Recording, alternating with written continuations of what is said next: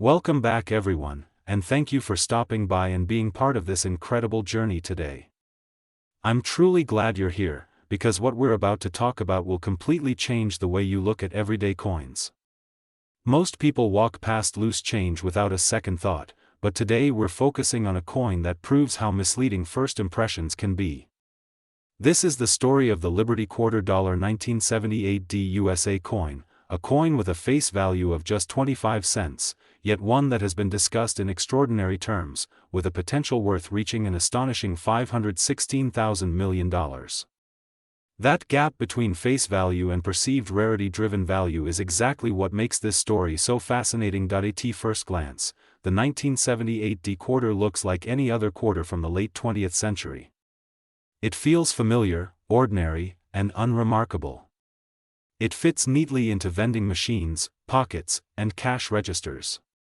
Millions of people handled these coins without giving them any thought. They were used to buy groceries, dropped into tip jars, spent on bus fares, and forgotten in drawers.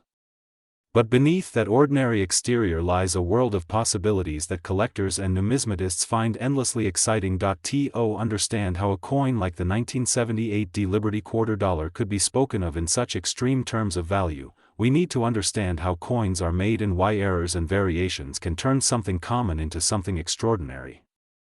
The United States Mint in 1978 was producing coins at an enormous scale.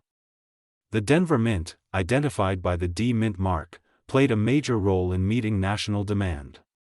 High-speed presses struck planchets with tremendous force, sometimes producing several hundred coins per minute from a single press. Each quarter dollar began its life as a planchet, a round metal blank composed primarily of copper with a nickel cladding. These planchets were produced in massive batches, cut from metal sheets, washed, dried, and prepared for striking. In a perfect world, every planchet would be identical. But the real world is far more complicated. Tiny variations in metal composition, thickness, and preparation created opportunities for mistakes long before a coin ever reached a press. Planchet errors are among the earliest and most fundamental reasons a coin can become rare. A planchet might be improperly mixed, leading to unusual coloration or weight. It might be too thin or too thick.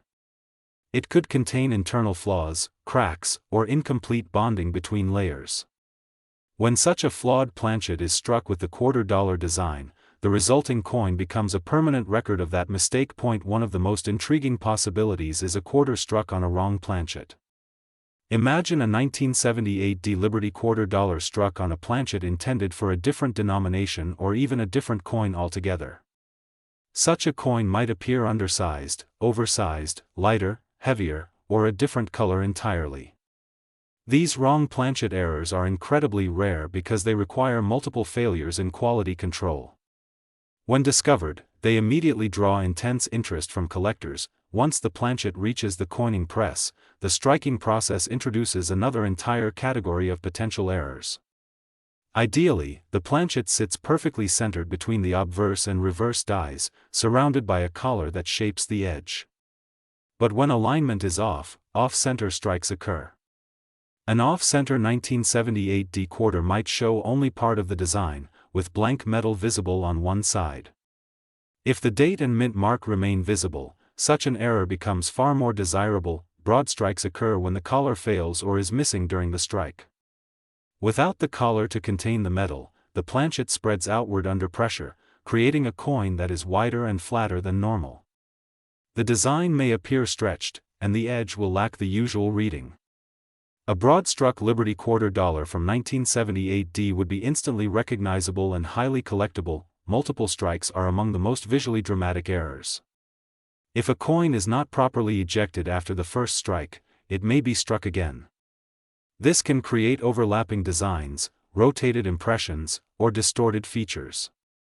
Each additional strike adds complexity and uniqueness. A multi-struck 1978 quarter would tell a vivid story of mechanical malfunction inside the minting press. Another striking error is the partial collar strike, where the collar only partially engages the planchet. This can result in a coin with a railroad rim appearance, where part of the edge looks raised and incomplete. These errors are less common and highly sought after by collectors who specialize in striking anomalies. Die errors form another major category that can elevate the value of a coin dramatically. Dies are hardened steel tools that carry the design of the coin. They are used repeatedly, sometimes striking hundreds of thousands of coins before being replaced. Over time, dies wear out, crack, chip, or even break. Die cracks appear on coins as raised lines, often running through letters or across the design. These cracks can be small and subtle or large and dramatic. Die breaks occur when a piece of the die breaks away, leaving a raised, shapeless area on the coin where the design should be. The larger and more dramatic the die break, the more interest it typically generates. One of the most famous and valuable die-related errors is the doubled die. This occurs during the creation of the die itself, not during the striking of individual coins. If the hub impresses the die more than once in slightly different positions, the die will produce coins with doubled features. True doubled dies show clear separation and depth, especially in lettering and numbers. A doubled die 1978 D Liberty $quarter would be an extraordinary find. Mint mark errors play a particularly important role for coins from this era. In 1978, mint marks were still punched into dies by hand at the Denver Mint. This manual process allowed for a range of mistakes. Repunched mint marks could occur when the D was punched more than once in slightly different positions. This could result in doubling, tilting, or shadowing around the mint mark. Misplaced mint marks are another possibility. A mint mark could be punched too high, too low, or in an unusual position. These deviations from standard placement become diagnostic features that collectors use to identify rare varieties. A missing mint mark, though less common for Denver coins, would also be an extraordinary anomaly. One of the rarest and most fascinating types of error is the mule error. This happens when the obverse die of one coin is paired with the reverse die of a different coin. This requires multiple simultaneous failures in the minting process and is extremely rare.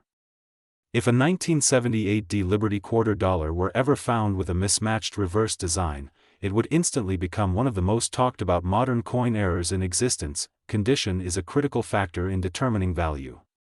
Many error coins circulated and show signs of wear, scratches, or damage from years of use. While errors still add value, the highest prices are reserved for coins that remain in uncirculated or near perfect condition. A pristine 1978 D $quarter with a major mint error would be exponentially rarer than a worn example. Professional grading and authentication are essential at this level. When potential values reach into the millions, collectors demand certainty. Professional grading services examine coins under magnification, verify that errors are genuine and occurred at the mint, and assign grades based on condition. Once certified, a coin becomes part of the official numismatic record. Now comes the question that naturally arises. How can a $quarter possibly be associated with a value of $516,000 million? The answer lies in the highest levels of collecting, where traditional price guides no longer apply.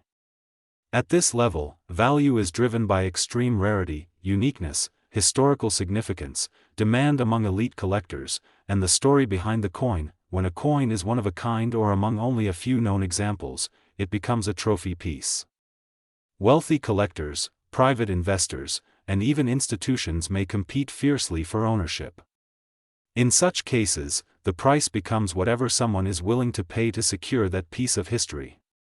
The narrative surrounding the coin becomes just as important as the metal itself. Modern coins like the 1978 D Liberty $quarter challenge the assumption that only very old coins can be extraordinarily valuable.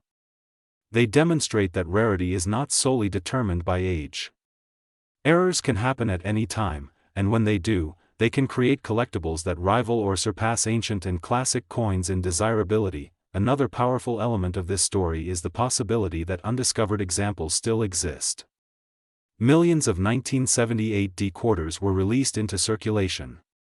Many remain in circulation or sit unnoticed in jars, drawers, rolls, and collections.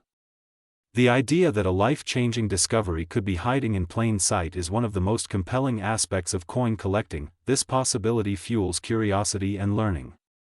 Collectors study minting processes, error types, and known varieties so they can recognize something special when they encounter it.